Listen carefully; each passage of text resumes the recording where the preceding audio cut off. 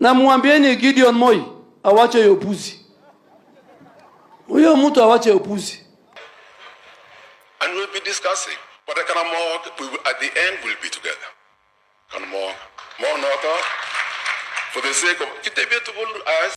A heated confrontation reportedly broke out inside State House after former Baringo Senator Gideon Moi walked out on President William Ruto during a tense meeting meant to persuade him to abandon his senatorial bid. Sources quoted by the Daily Nation revealed that the discussion ended in total disarray, leaving behind an embarrassed silence among Ruto's close allies and signaling a deeper political war brewing in the Rift Valley.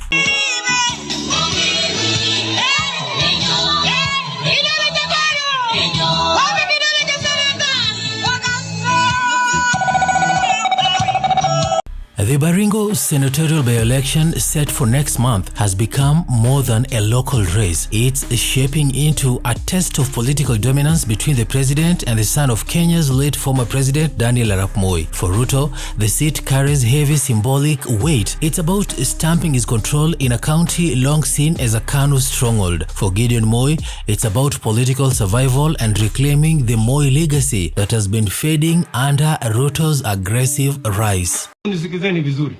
2013 wakati sisi tunapanga kuunda serikali, Uhuru na Kenyatta na mimi tulipanga tukaunda Jubilee kwenda kutafuta serikali.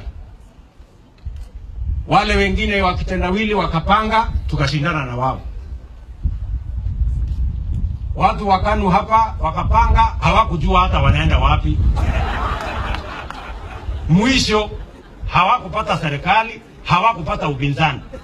Sasa hawajijui hata wako wapi. Ndio unaona wanamangamanga hapa hawaelewi wako bani. Inside sources claim the president had personally called the meeting in what State House insiders describe as charm offensive meant to convince Gideon to step aside in favor of a UDA-backed candidate. The head of state reportedly hoped to avoid a bruising contest that would embarrass his party in its own backyard, but the attempt backfired spectacularly. Gideon, said to have arrived calm and collected, refused to entertain the idea, insisting that the people of Baringo will decide their leader at the ballot. Hawa watu network yao, shida yao ni kwamba network yao iko chini. Hawako bunge, hawajui inaendelea nini huko. Hawajui nini inaendelea kwa serikali kwa sababu hawako upinzani, hawako kwa serikali, ni watu ya kuhangaika hapa katikati. Ni wanauliza maswali ambayo haina maana. Kwani hawajui watu ya Baringo 40,000 from 2013 wamewekewa stima. Hawaoni barabara ya Barbelo mpaka kule inaendelea kuwekwa lami. What followed was tension and awkward silence before the KANU chairman stood up, exchanged brief pleasantries with the aides, and walked out, leaving behind a stunned Ruto and his inner circle. The move is being interpreted as a bold act of defiance that could shift the political narrative in Rift Valley, where Ruto's dominance has long gone unchallenged. I do not need a handshake. I need the people of Baringo's handshake. Political observers say Ruto's desperation to capture the Baringo seat reflects a growing fear within the UDA camp that the so-called Rift Valley unity is cracking. Once seen as a solid bastion for the president, the region is slowly showing signs of political fatigue and silent rebellion, especially after the 2022 election promises failed to translate into tangible development. Nataka niwaambie iko upungufu, iko shortage ya watu ya kudanganywa. Ati hakuna kazi inaendelea. Kwani wewe uone kazi ile inaendelea? Ama namna gani? So, mimi nataka niwaambie safari hii hatuwezi kukubali eti watu wetu ati wagawanywe, hawa waende kule, wengine waende kule, kwenda kumangamangishwa mahali ambapo hakuna plan. Inawezekani hiyo. Gideon Moi's decision to run has revived old political rivalries. For years, Ruto and Moi have been bitter adversaries, their battle dating back to the collapse of KANU's influence and the birth of Ruto's political empire through the United Democratic Alliance. The two men represent two generations of Rift Valley power, the old guard that built its clout through legacy and networks, and the new wave that rose through populism and raw political energy. think Kanamogi, what Chepsongola kwa najaribu kusema na ile MCA, they want to hear kutetea hawa malio yao kitio akini chomo kitio kugas mono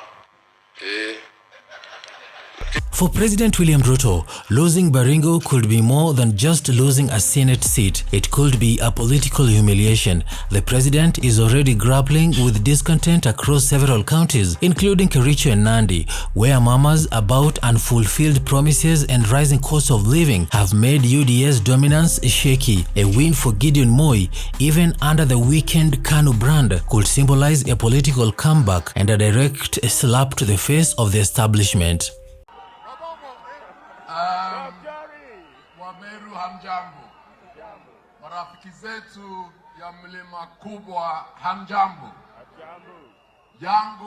Behind the scenes, insiders say RUTO'S team had hoped that a negotiated settlement could prevent a messy showdown. The president reportedly offered Gideon a role in government or future political cooperation if he agreed to withdraw from the race. But Gideon, known for his calm defiance, refused to yield, reminding those present that politics is decided by the ballot, not boardroom deals. I do not need I do not need a handshake. I need the people of Baringo's handshake. Do me, come on, automatic everything. Or me, everything becomes automatic.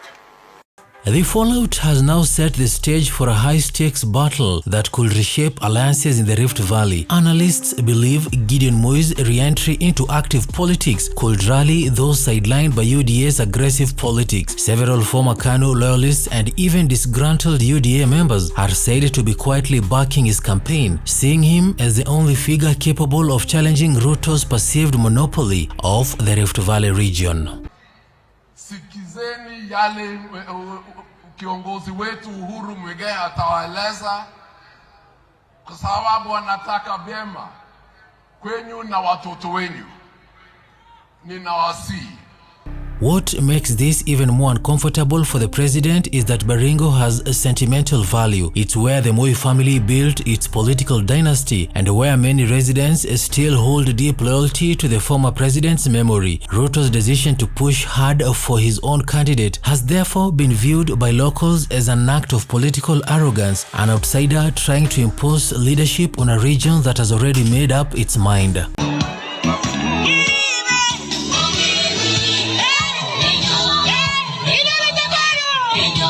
Meanwhile, political tension in Rift Valley continues to build. UDA operatives are said to be in panic mode, deploying teams to try and contain Moi's growing influence. The fear is that if Gideon manages to win, it could inspire other leaders in the region to rebel against UDA and align with new coalitions forming ahead of the 2027 general election.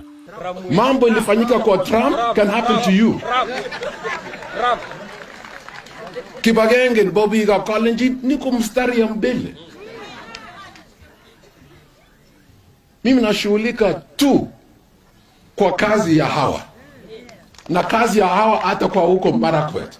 For now, Gideon Moi's walkout from State House has become the talk of the nation. It exposed cracks in RUTO'S political machinery and revived questions about the president's ability to unite his own base. What was meant to be a quiet political negotiation has instead turned into a public embarrassment. Mimi nimweleza, mimi ni mfanyakazi ya wakazi ya Baringo. Yeye akisema hii mambo yote si mambo ambayo inatoka roho yake. As the Baringo race heats up, one thing is clear: the old Moi name still carries weight, and RUTO'S grip on the Rift Valley is not firm as it once seemed. The political battlefield has shifted, and the fight for Baringo may just be the spark that reignites Rift Valley's internal wars. Na alioppose Ruto akiwa deputy. Watu ya Baringo kama mko hapa, pelekeni hiyo kitu kwa hiyo kijana amepotea njia. Na umwambie tukutane kwa Senate. Siko by election. Baringo. ya marehemu Cheptumo. Tutapimana nguvu huko. Kana mawag, I do not need, Amchogas Buni, I do not need a handshake. I need the people of Baringo's handshake.